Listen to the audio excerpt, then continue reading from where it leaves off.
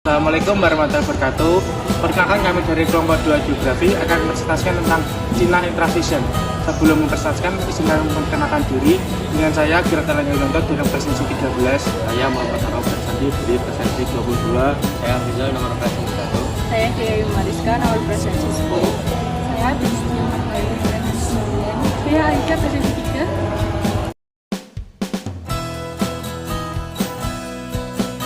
Berikut adalah beberapa pertanyaan yang ada pada PowerPoint fenomena kependudukan. Yang pertama adalah bagaimana kondisi kependudukan pada negara tersebut. Yang kedua, apa yang mempengaruhi fenomena tersebut dapat terjadi. Yang ketiga, bagaimana dampak tersebut bagi negara dalam kondisi ekonomi, sosial, dan budaya. Yang keempat, apa upaya pemerintah dalam menanggulangi masalah tersebut. Yang pertama, bagaimana kondisi kependudukan negara tersebut. Kondisi kependudukan di Cina saat ini menunjukkan penurunan pertumbuhan penduduk yang terjadi sejak tahun 1961. Angka kelahiran di Cina semakin menurun, kini sudah disalib oleh angka kematian, sehingga warga semakin enggan memiliki anak karena berbagai alasan, termasuk biaya hidup yang mahal dan pekerjaan yang menyita waktu. Pada 2022, populasi Cina berkurang 850.000 jiwa dari 1,412 miliar jiwa menjadi 1,411 miliar jiwa. Tingkat kesuburan Cina turun sejak 1990-an dengan tingkatan kesuburan 1,2 pada 2020. Pertumbuhan penduduk di Cina pada 2020 hanya mencapai 5,38%, yang termasuk angka pertumbuhan populasi terendah sejak pengambilan sensus modern yang dimulai tahun 1953. Jadi pertanyaan yang kedua yaitu apa yang mempengaruhi fenomena tersebut? Yang pertama yaitu kebijakan kependudukan. Kebijakan satu anak yang diberlakukan dari tahun 1979 hingga 2015 secara signifikan mempengaruhi struktur usia penduduk dan tingkat kelahiran di Cina. Meskipun sekarang telah digantikan dengan kebijakan dua anak, dampak kebijakan satu anak masih terasa dalam bentuk penuaan populasi. Yang kedua yaitu urbanisasi. Cina telah mengalami urbanisasi yang cepat, dengan jutaan bermigrasi dari pedesaan ke kota-kota besar untuk mencari pekerjaan dan peluang ekonomi. Ini telah menyebabkan perubahan besar dalam pola permukiman dan distribusi penduduk.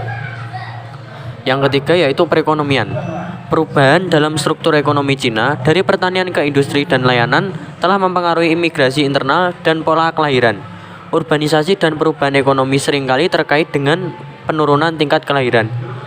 Yang keempat yaitu perubahan sosial dan budaya. Faktor-faktor sosial dan budaya seperti perubahan dalam pandangan tentang keluarga, pendidikan, dan peran gender juga memainkan peran dalam pola kelahiran dan penuaan populasi.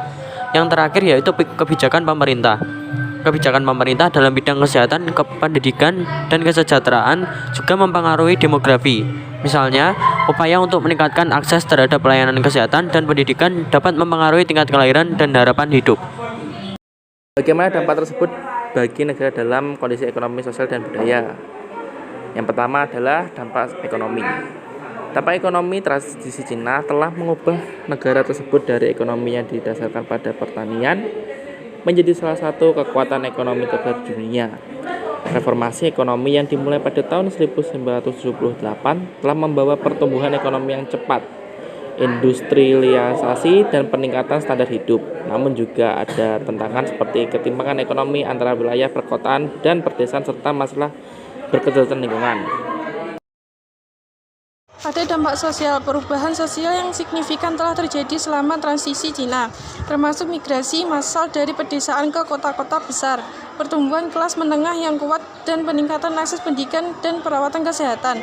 Namun, ada juga masalah seperti ketegangan antara generasi, masalah kesenjangan pendapatan, dan pertumbuhan cepatnya populasi lansia.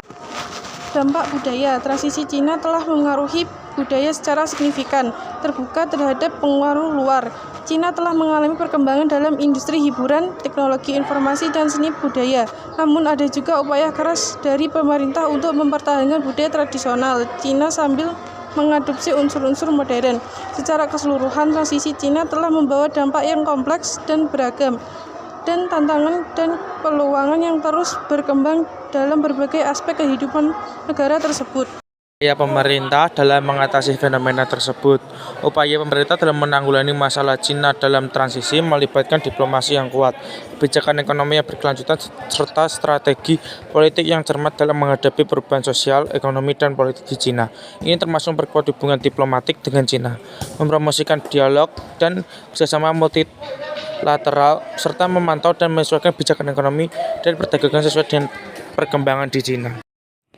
Di atas adalah piramida populasi di negara Cina pada tahun 2010 dan 2050. Di negara Cina mengalami penurunan populasi sangat drastis, sehingga angka kematian lebih besar daripada angka kelahiran. Dari piramida di atas, bisa kita lihat bahwa usia tua pada 2010 mengalami penurunan dan pada tahun 2050 mengalami kenaikan. Dan usia muda pada tahun 2010 mengalami kenaikan dan pada tahun 2020 mengalami penurunan. Hal ini disebabkan oleh beberapa faktor. Salah satunya kebijakan memiliki satu anak pada tahun 1997 sampai 2015.